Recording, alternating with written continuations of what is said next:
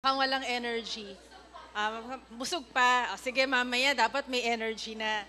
Okay, so again, welcome to Women of Worth ng GCF Santa Rosa. So para dun sa mga hindi po nakakakilala sa akin, I'm Sister Lady. I'm the ministry head of WOW Ministry. So it's such a joy to see all of you today, this afternoon. I really praise the Lord for each and every one of you.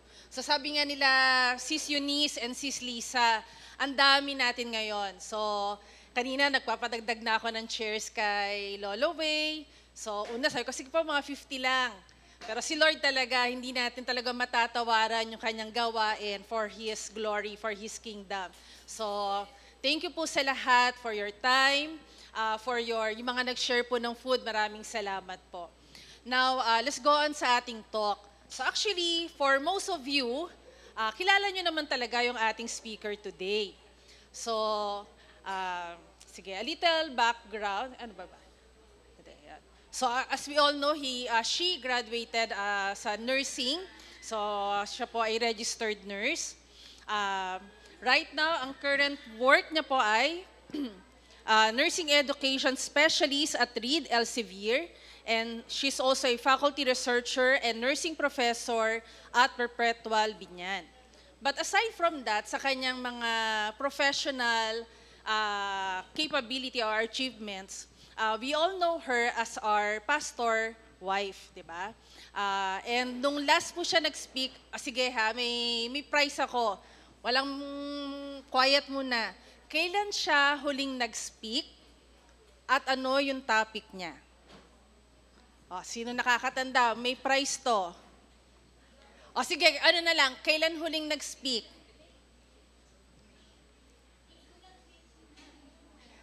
Sige, Siska Arms. Linggo ng wika? Hindi. Kahit ano lang, month and year. Kahit hindi na exact date.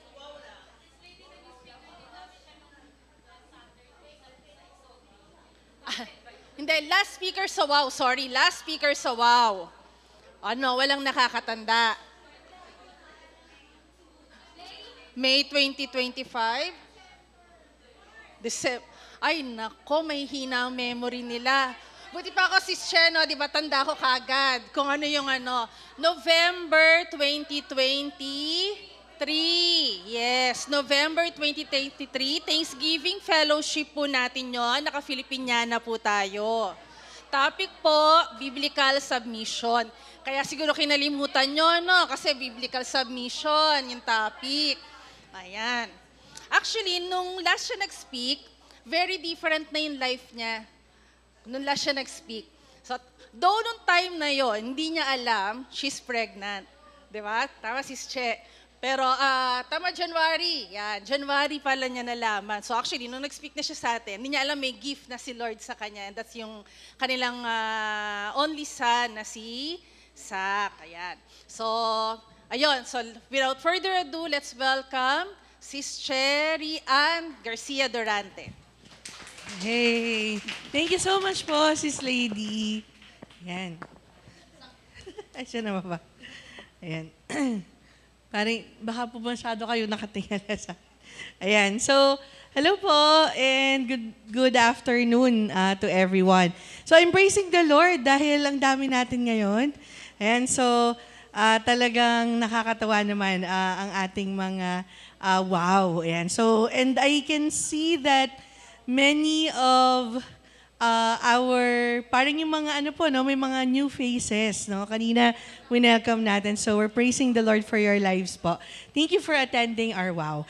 So, this time po, medyo may iba po sa ating topic, no? So, napansin nyo, it's not more on the Word of God, no, na madalas nating topics, some biblical topics, but it's more of a health topic, which is also important for us these days, no? Especially to have yung understanding nitong yung women's health and reproductive health, no? So I'm so blessed din sa napili ni Sister Lady na topic on women's health. So before I begin, let's pause for a short prayer. Father in heaven, we are thankful for this time you've given us. We pray for understanding that comes from you. And may we use this knowledge, Lord God, to be able to be forewarned, Lord, of the signs of these different cancers. And also to put our trust in you, Lord God. This we ask in your mighty name. Amen. Okay. So before I go and discuss a little bit po ng mga concept on breast cancer, ovarian, and endometrial cancer, let me give you some of the misconceptions. So these are the common misconceptions about cancer. So pag tinignan mo sa internet, marami kasing mga parang pinapaniwalaan or pinanghahawakan yung mga tao about cancer na mali pala.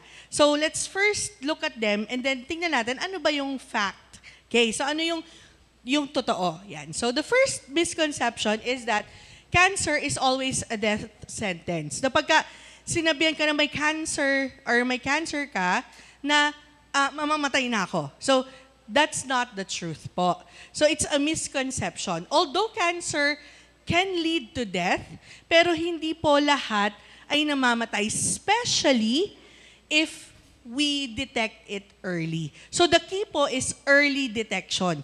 Maaga mong malaman na meron. So remember stages of cancer. So yung stage 1 and 2, so eto po ay mga reversible pa po during those stages.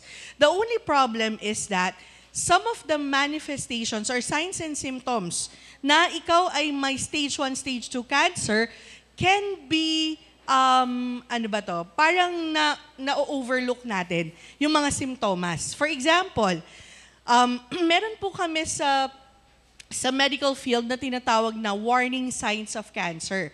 So, meron kaming mnemonic doon. So, para madaling maalala, it's caution us. Yun yung mnemonic. So, letter C stands for a change in bowel or bladder habits. So, let's say, for example, regularly, nagbabowel movement ka once a day. Yun yung regular mo. Tapos, all of a sudden, hindi ka na, parang nagko-constipate ka. So, parang, bakit ganon, Ate Che? Parang every other day na lang o kaya three days, wala, hindi ako maka-bowel movement. So, that's a change in your bowel or bladder habits. Kailangan doon nagpapa-check up. No po? Or pwede, it could also be a change in your bladder habit. So, pag sabi yung pag-ihi, no? So, yung iba, nagkakaroon ng urinary urgency. Pag sabi mong urgency, yung pag naramdaman mo na iihi ka, hindi mo na siya mapigilan, lalabas na. Ayan. Ayan. So, talagang, mapapasok mo yung PWD na, yung pang senior. Kasi, hindi ko na kayang pumila, lalabas na. Ang tawag namin doon, urinary urgency. So, pag may ganon, it's a change in your bladder habit. Bakit hindi mo na siya kayang kontrolin ngayon? So, that it's good for you to have a check-up. Letter A is a sore that does not heal. So, yung mnemonic mo, caution as CAUTIONUS. A is a sore that does not heal. Sugat na hindi gumagaling.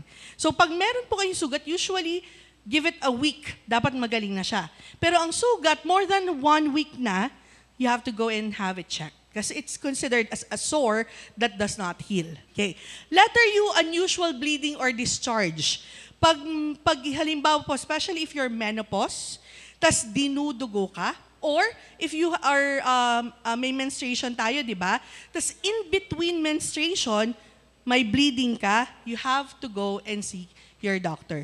Kasi these are warning signs.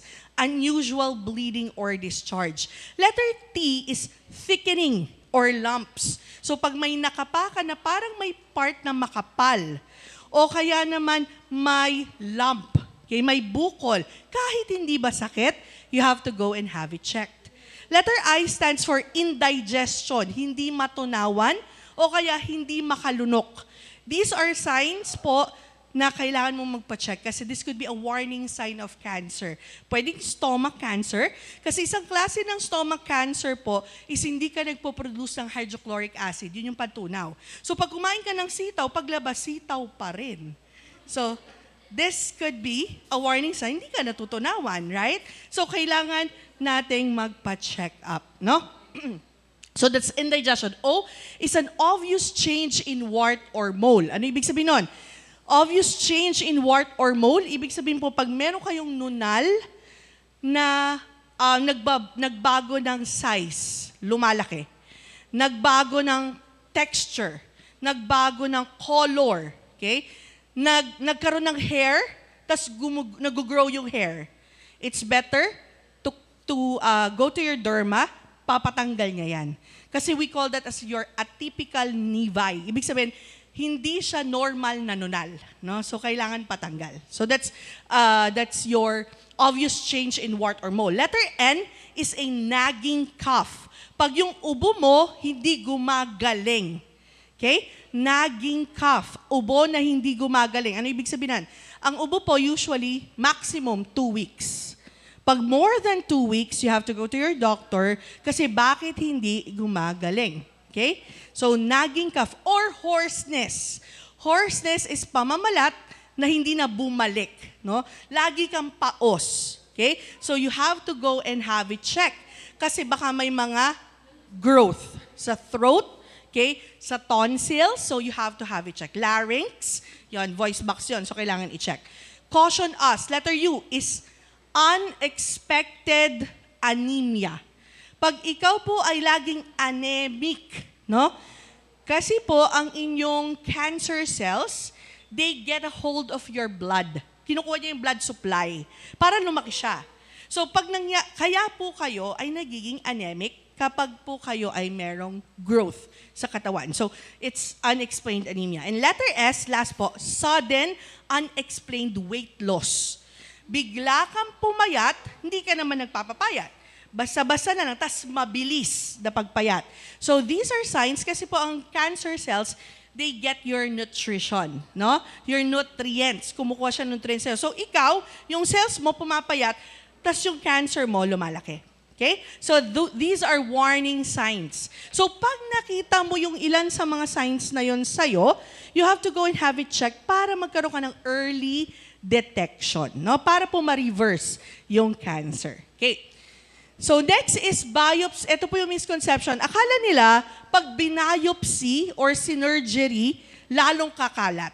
So that's a misconception. Ang biopsy po, that's a way for your doctors to confirm if your cancer is malignant. No, kung ito ba talaga ay cancer. Kasi po pag benign, we don't consider it as cancer. Pag benign, it's just a tumor or a lump. Pwedeng tanggalin via surgery. Okay, so actually po, yung isa sa mga best, no, pag early detected is to remove it through surgery. Yan po yung best para hindi mo na kailangan mag-chemo at mag-radiation. Usually, hindi na kailangan pag natanggal, lalo na benign lang naman. So, kasi po yung chemo and your radiation, this is usually systemic, di ba? Kasi ina-IV sa yung chemo o kaya oral chemo. So buong katawan mo apektado nun. Kaya nagkakaroon sila ng alopecia, nawawala yung buhok, di ba po? Kasi these are side effects of chemotherapy. Okay. So para hindi na kailangan yun, ang una usually na pinapagawa ng doktor is surgery, tanggalin na lang. So kung may lump yan sa breast, tatanggalin na lang po, mastectomy. So i-remove either yung lump lang, lumpectomy, or buong breast mastectomy. So these are good, kasi early detected siya, so these are good ways to prevent the spread or metastasis of your cancer. No? So yun po yung isa nating misconception. So hindi po totoo na pag, ayokong ipagalaw. Kasi iba sasabihin, ay, may cancer ka, may ano ka, ayokong ipagalaw. Bakit ayaw mo ipagalaw? Lalong laalala, lalong kakalat. Hindi po. So it's a misconception. Okay? Next, a positive attitude alone can cure my cancer. Yun. So basta happy lang ako, gagaling ako. Ayan. So medyo ano po siya, medyo may, alam niyo mga minsan may fatalism na kasama, no? Yung parang bahala na, parang basta magiging happy na lang ako, enjoy ko na lang. Hindi po gumagaling yung cancer by just having a positive attitude. Although it helps, no? It helps na hindi ka naman depressed, no? So but it's not the only way to go. No? So it's good that you have a positive attitude, but you also have to have treatment and medical care. Okay. So next, yung iba, akala nila, if no one in my family had cancer, I'm safe. Wala naman sa amin yung history eh. Ang problema niyo po doon, meron po tayong tinatawag na spontaneous mutation. Ibig sabihin, kahit wala sa family mo, sa genes mo, pero nagkaroon ka ng cancer. Possible po yun. Ikaw yung first sa family. So therefore, lifestyle play an important role. So doon po papasok yung mga things that we can do to promote our health and prevent us having cancer. Next, eating sugar makes cancer grow faster. So yung iba, sa tingin nila, pag hindi ako kumain ng sugar, hindi ako magkaka-cancer. So that's actually also wrong, no? What's important is to have a balanced diet. Kasi yung carbs po, kailangan din naman yan ng iba mong cells. Kawawa naman yung ibang cells na healthy cells. Yan. So baka wala ka na rin mga panlaban kung wala ka talaga totally totally carbohydrate, zero carbs, no? So we can do low carbs, no? Pero wag naman zero carbs. Kasi iba sobrang hindi ka kakain cancer. Tapos ako din hindi kakain. Grabe naman yun. Ang sad naman, no? Okay, next. Herbal remedies can cure cancer. So marami po sabi na, ay nako, ito yung sad but true. Many people can pray dun sa mga tao na naghahanap ng cure. Diba? So, for example, sometimes you get desperate. Sige, try ko na lahat. And then yung mga tao na may mga money-making scheme sa isip, ay, gagawin ko to. Guyabano tea. Yun? So, kumuha ng mga guyabano leaves dun sa bahay nila, pinatoyo, pinukpok, tas nilagay sa tsaa. Ito, anti-cancer. Di ba? So, pwedeng ganun. So, money-making strategy. So, ang problema nun, ikaw na, you're desperate for a cure kasi kinakabahan na meron kang growth or something, yayakapin mo na lahat. Minsan kung ano-ano mga herbal remedies. Ang problema nun, laging kung titingnan nyo po yung mga herbal remedy, ano po nakalagay dun sa box nila?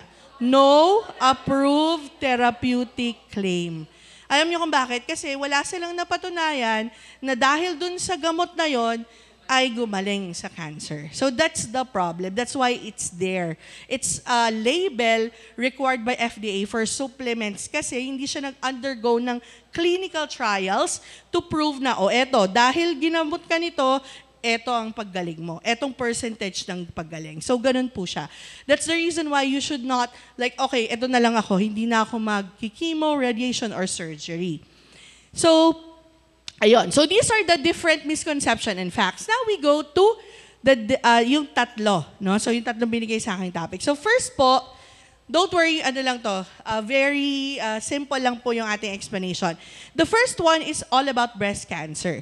So according to the American Cancer Society, 1 in 8 women will develop invasive breast cancer in her lifetime.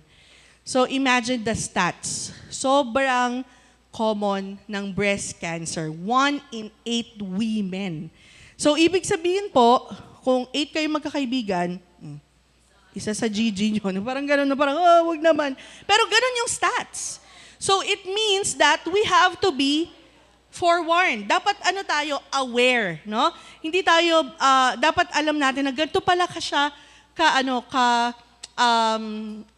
kadalas nangyayari. Okay? Next, what are the risk factors? So, eto po, pag nasa iyo to, tumataas yung risk. So, we have their age. As we grow older, mas tumataas yung risk. Okay? So, ganun po yan. Kaya risk factor yung age. Next, family history.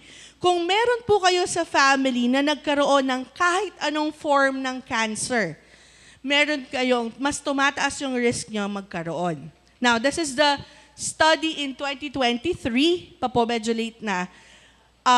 Kapag meron kang immediate family member, halimbawa, nanay mo, okay, so basta immediate family member, na nagka-cancer, your risk increases to 6 times na magkakaroon. 6 times more at risk ka. So yung iba, nagagawa sila ng elective surgery. I don't know if do you know po si, what's her name? Angelina Jolie. Okay. Si Angelina Jolie, nanay niya, na, nagka-breast cancer. So, ang ginawa niya po, nagpa-elective surgery siya. So, nagpa-remove siya ng breast niya, tapos nagpa-implant na lang siya.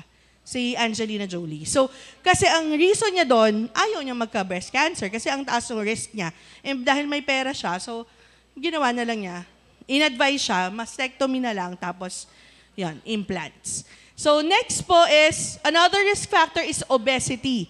So, if you are more than your body mass index, BMI, no, na overweight to obese, so mas mataas ang risk. Okay?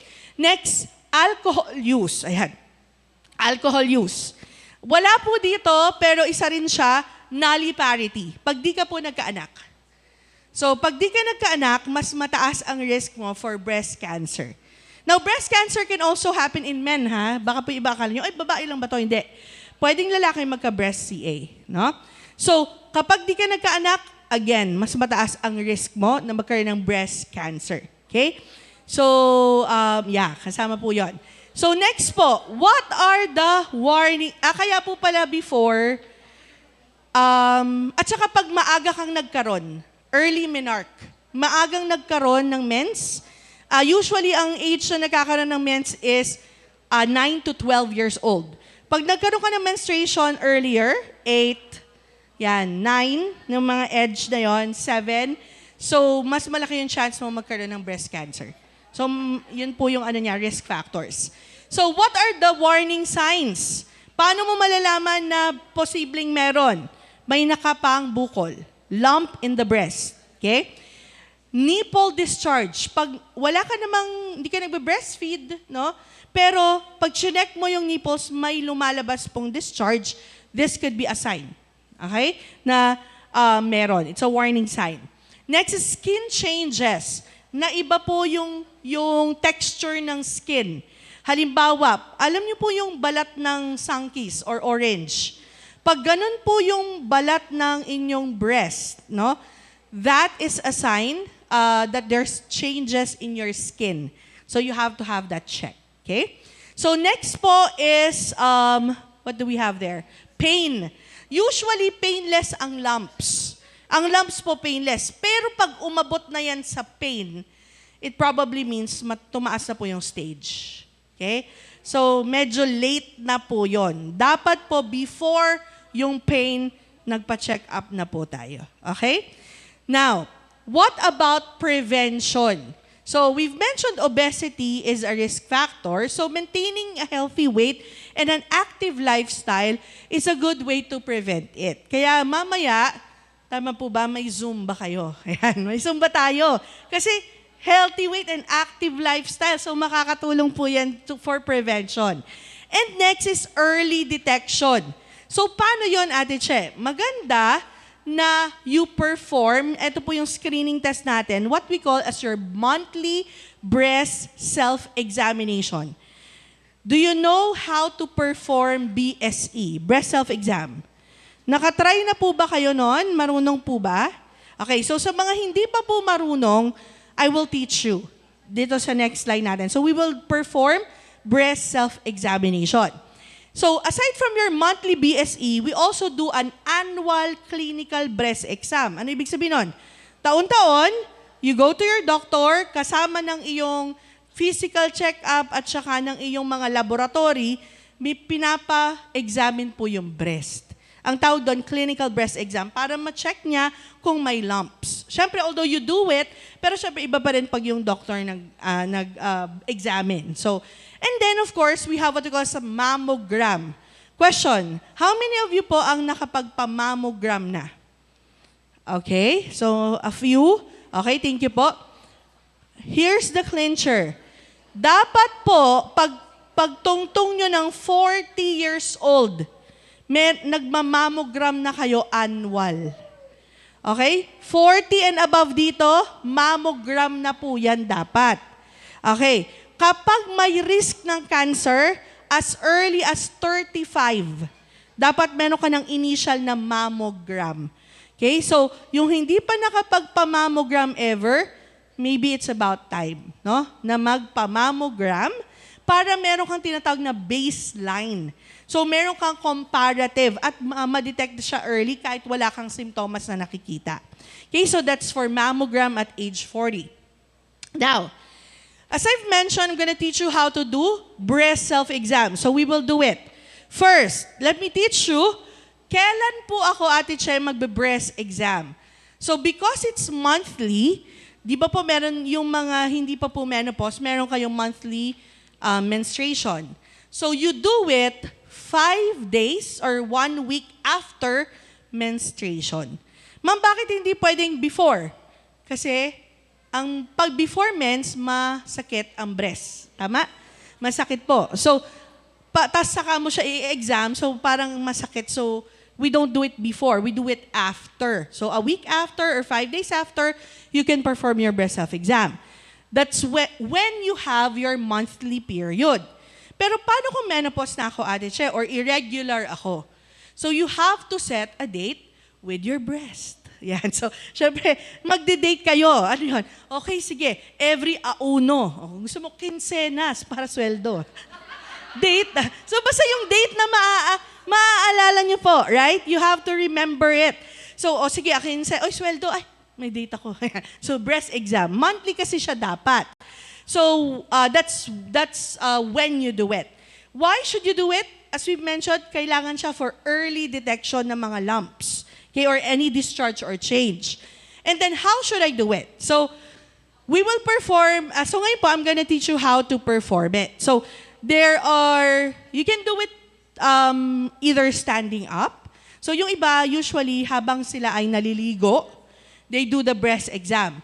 So, lalo na kung yung inyong shower area ay may salamin, kasi you need that for inspection. Okay, so kailangan may salamin. So, you can do it standing up, you can do it sitting down, or you can do it lying down. So, either way, pwede. So, sige po, tayo lahat. Okay. So, let's do it standing up. Yung pong kayang tumayo, Yan, tayo po tayo. So, what we do first is what we call as your inspection. So, ang una mong gagawin is hands on the side. Dito po. Then, inspect lang po yung ating breast area. Inspection means wala kang kakapain, titingnan mo lang yung skin, titingnan mo lang meron ba siyang mga dimpling or kung ano man, may ibang color, yan, may hair growth, which is dapat wala, di ba? So check on it. Check lang po. And the next step is to put it, itataas mo yung kamay mo, hands up. Yan. So pag naka-hands up ka, may iba yung position. Yung position ng breast mo, right? And then you go back of your neck and then sa bewang. So yung mga position changes na yan, naiiba rin yung position ng breast natin, titingnan mo kung biglang nung ginanto ko, Ate Che, biglang ba't parang may lumubog na part? So that could be a tumor behind it. So, nung nag-move ka, yung muscle na pull niya, so kaya parang may lumubog na portion. So, that's why titingnan mo siya dun sa different parts. And then, lean forward. Okay? So, pag lean forward mo, tingnan mo rin. So, yung breast. So, by gravity, kung totoong breast yan, sumusunod yan sa gravity. Tama po ba? Minsan kahit ayaw mo, pero gravity. Okay. Ulitin po natin. To the side. Arms to the side. Arms up. Back of the head. Hips forward. Okay. So that's your inspection. Okay. Inspection pa lang po. Sige po, you can sit down. Next po, we do palpation. Ayan.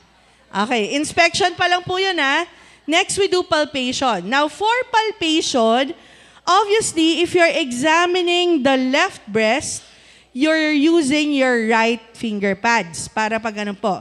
Kasi medyo weird yung same side, no? So, dapat pag ganun po. Ayan. So, the breast is divided into 4 quadrants. So, hahatiin mo sa 4. So, meron kang tinatawag na upper outer, upper outer, lower outer, inner, lower, inner, outer. Inner, Upper. Yan. So yung upper outer, yan. Bakit kailangan yung upper outer? Yung upper outer, yun po ang area kung saan most cancers develop. Yung malapit sa kilikili. No? Pag dinivide mo, yung malapit sa kilikili mo, yan usually ang site ng breast lumps or cancer. Bakit? Kasi siya po yung pinaka-fatty na portion where the cancer develops. At saka nandyan din po ang drainage. Kasi yung, alam niyo po yung, anong tawag sa lymph nodes? Kulani. Do you know kulani? Yung lymph nodes po, pagka kasi po may cancer cells, yung iyong immune system, it tries to fight it off. So yung WBC or white blood cells, fight off niya yun by getting the tumor cells or cancer cells and then dumping it out of the system. Yung drainage po is nandito. Andito po sa iyong lymph nodes. So dahil doon din yung area kung saan usually siya nagde-develop. So dito po sa malapit sa kilikili. Okay. So what do we do when we do palpation? So in palpation po, we use your 3-finger pads. Ito po. Parang Girl Scout. Tama po ba, Girl Scout? Yeah. And so yung pads, ginagamit mo for palpation. Now there are different ways of palpation. You can do what we call as your circular. So mula sa labas ng inyong kilikili, papasok po siya. So just palpate it hanggang, paikot po, circular hanggang makarating po kayo dun sa nipple. Once nandun sa nipple, pinipress po yung nipple. Titingnan mo kasi kung may discharge. Okay, dapat wala kung di ka naman nagbe-breastfeed. Pag meron, you have to, again, go to your doctor and have it checked. So we call that as our circular. We also have another one, we call it as wedge. Yung wedge po, outer, papasok, papunta sa nipples, then labas, then pasok, then labas, then pasok. Labas, and then dito pa. So that's wedge. So para po siyang flower, no? Para ka nagdo-drawing ng flower. Parang ganun. So that's called your wedge palpation. And then we have what we call as your vertical. So simple lang po yung galing sa kilikili, up and down. Up and down lang po yun. So palpate kung merong lumps or anything na nakakapa. Okay? So yun lang po. That's how easy it is. And then you do it here. Paano kung gusto ko, Ate Chay, nakahiga? So usually we recommend, lalo na sa mga mataas yung risk, you do it standing up and you do it lying down, dalawa. So pag nasa shower ka, tsaka pag humiga ka na. Pag lying down po, kailangan lang yung breast na ina-examine mo, may unan, dun sa balikat na yon. Tapos nakaganito ka. Tapos you use your other hand to do sa kahiga ka, nakaganto, you do the palpation. So that's how you do it when you're lying down. Meron lang unan dun sa breast na ini-examine. Okay? So that's how you perform BSE. And you do it once a month, okay? With a date with your breast, okay? So the next type of cancer, we call it as your ovarian cancer. Ovarian cancer, medyo dangerous. We call it the silent killer. It's a silent killer because the signs and ang silent killer siya kasi yung simptomas po niya, pwede mong maisip na simpleng bagay. Alam mo yun, parang ay, naano lang ako kasi tingnan niyo yung simptomas. Bloating. Alam niyo yun, parang, ay, nakakain kasi. Yung bloating po, parang feeling mo, busog ka or may hangin, no? Feeling bloated. So, pelvic pain, parang ang sakit. Di ba ang pelvic pain po, when you talk about, lahat naman tayo parang nakakaramdam ng ng low back pain, di ba po? So, parang madali mo siyang i-excuse as another reason. Kaya they call it silent killer. Loss of appetite, wala kang gana. And then, urinary urgency. Yun nga po, hindi mo mapigilan yung ihi mo. Kailangan mag-urinate ka na. And sadly, it's considered as a silent killer kasi there's no reliable screening test. Unlike yung breast exam, pwede ka magpamammogram. Pwede ka magpa-check sa doctor. Pag ovarian cancer, unless you go for gynecological exam na regularly, yun lang yung time na malalaman. Pero ito, sadly, dahil walang reliable na screening test, medyo late stage na po nalalaman. So, bago pa nalaman, stage 3 na, ang payat mo na, alam mo yun. So, yung po mga meron dito, kaya sabi na, silent killer. Kasi po pag ang cancer, usually pumatong sa 3 and 4, ang hirap na niyang i-cure. No? Pag pumasok na dun sa stage na yon. Okay? So, there's no reliable screening test. So what are the prevention? Some doctors actually recommend the use of contraceptive pills to prevent ovarian cancer. Bakit? Inaayos po yung hormones. Di ba yung mga pills po natin, hormone siya, estrogen, progesterone pills, a mixture of estrogen, progesterone pills. So kung meron ka mga risk dyan, yung ibang doctors, they will recommend na mag-contraception ka to balance your hormones. And then, genetic counseling. So especially if it's your ovaries that are affected, sabi natin kanina, once that you're diagnosed with cancer, one of the suggestions will be surgical removal. Di ba po? Paano kung di ka pa nagkakaanak? So that's the consideration. So paano ko yun? Paano kung bilateral? Parehong ovaries yung meron. So will you be sacrificing it or remove na lang? No? So yung iba kasi, ayaw nilang i-sacrifice yung removal. Yan. So that's the reason why. Okay, so that's your ovarian CA. So the next one po is endometrial cancer. So yung endometrium, this is the lining of your uterus. Uterus, yun po yung bahay bata. No? So yung endometrium, siya po yung lining na kapag nagme-mens po tayo, yun po yung nawawala, na slough off ang tawag namin. So parang, so siya po yung na parang nagsha-shed, parang ganon, tatanggal siya kasama yung menses. Now, endometrial cancer is uterine cancer. No?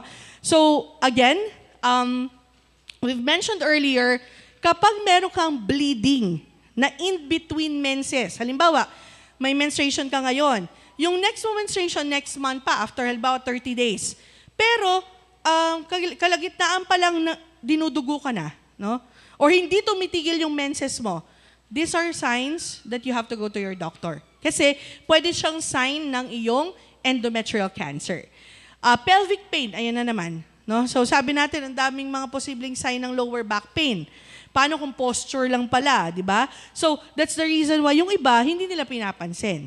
Kaya po, dapat we are aware of these warning signs. No?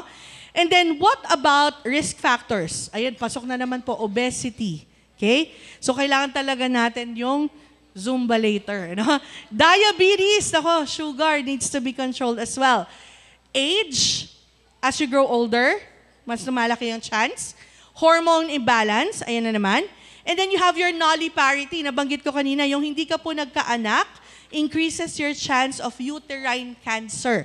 Kaya dapat po, you have to go to your doctor for check-up. So, kasi, kumbaga, yung normal body function niya, which is part of that is giving birth. Di ba po yun ang part ng, ng creation, di ba? Yung, hindi po yun nangyari. So there is a possibility that there will be growth. So that's why you have to go and have it checked. Now, what about prevention? Early reporting. Nabanggit na natin, kung may bleeding po kayo, agad-agad magpa-check up. Huwag na po nating panghinayangan ang medical check-up. Kasi minsan, ay, ang mahal naman magpa-check up dyan kay Doc. Yan. So, huwag nyo na pong panghinayang. Mas mahal po ang chemo. Di ba?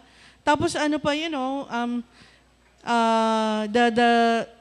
the pain that it will cause you. So, huwag po natin, prevention is always better than cure, right? So, we go with prevention. Manage weight. Nako, masyado ko natatamaan dito, Control diabetes. So yung mga calories po, yun. Kaya yung iba dito, counting calories na talaga sila. Okay?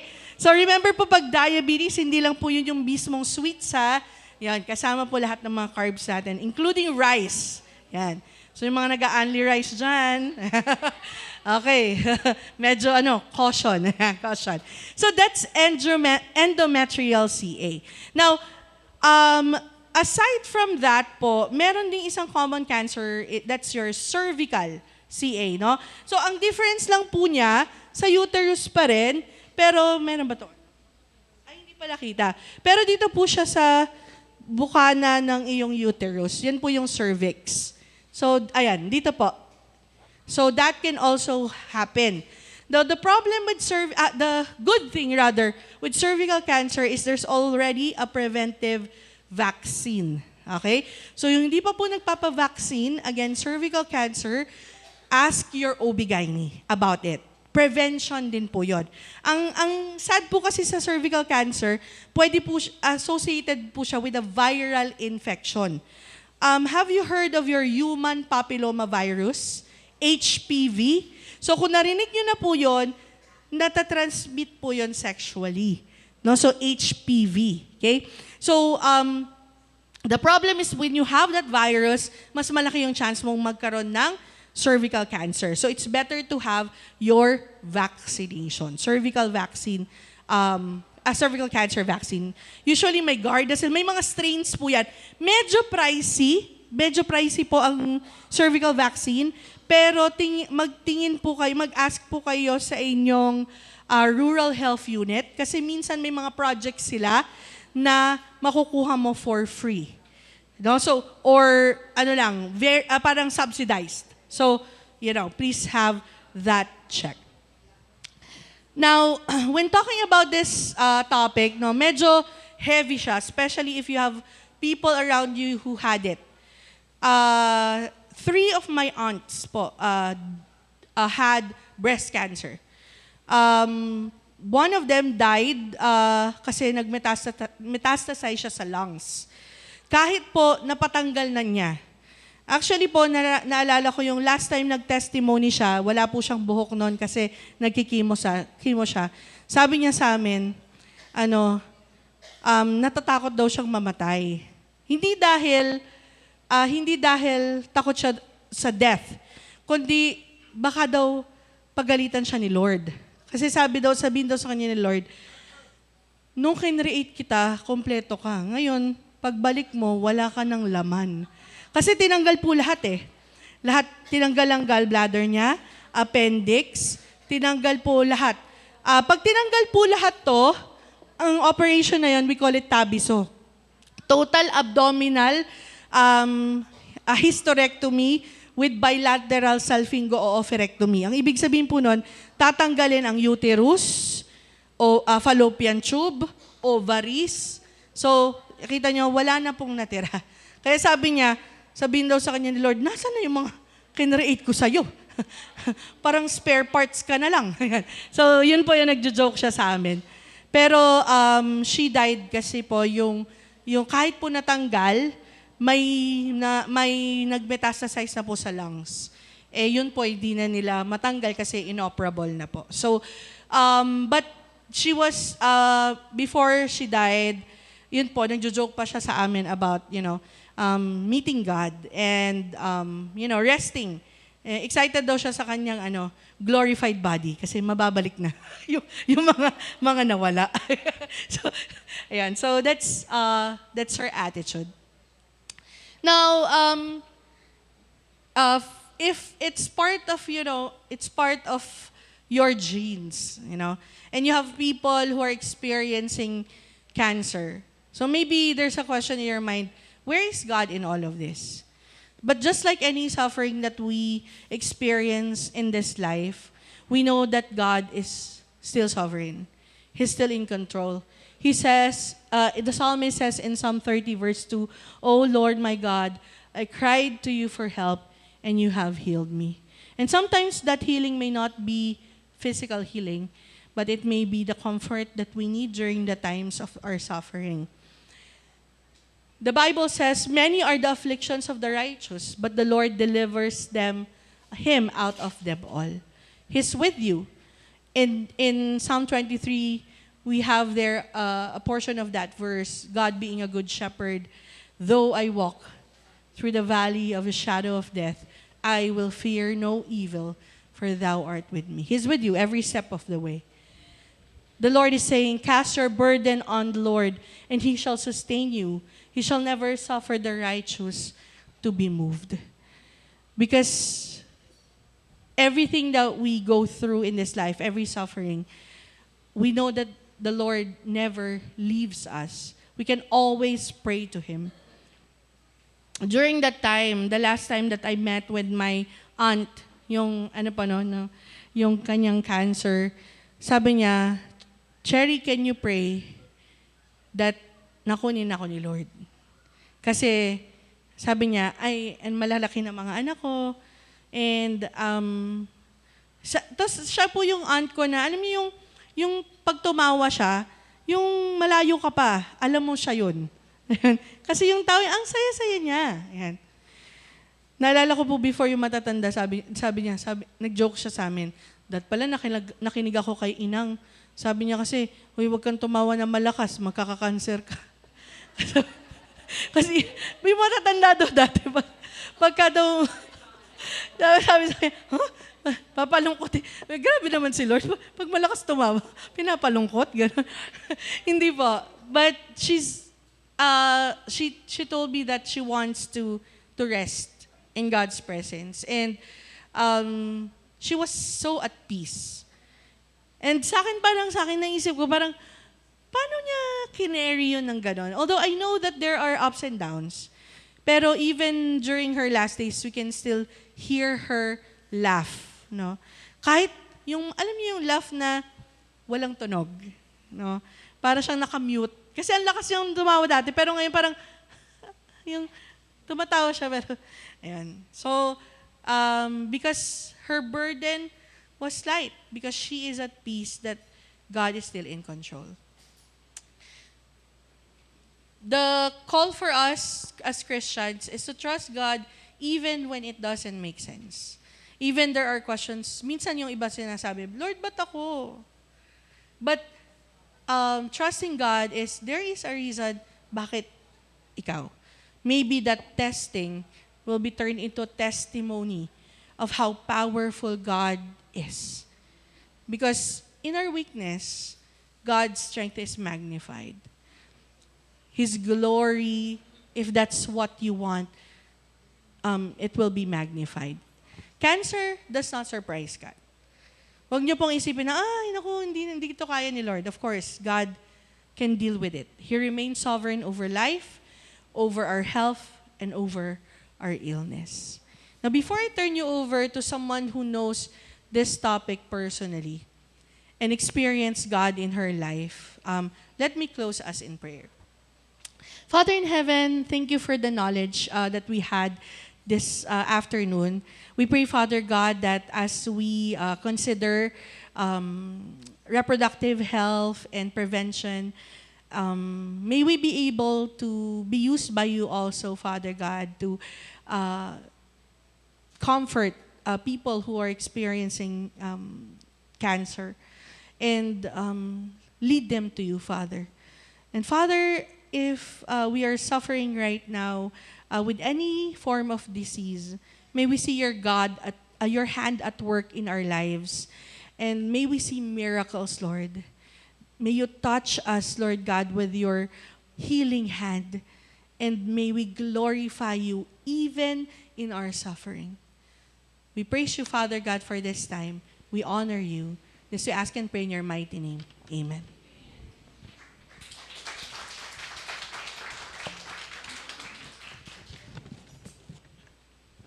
Ayan.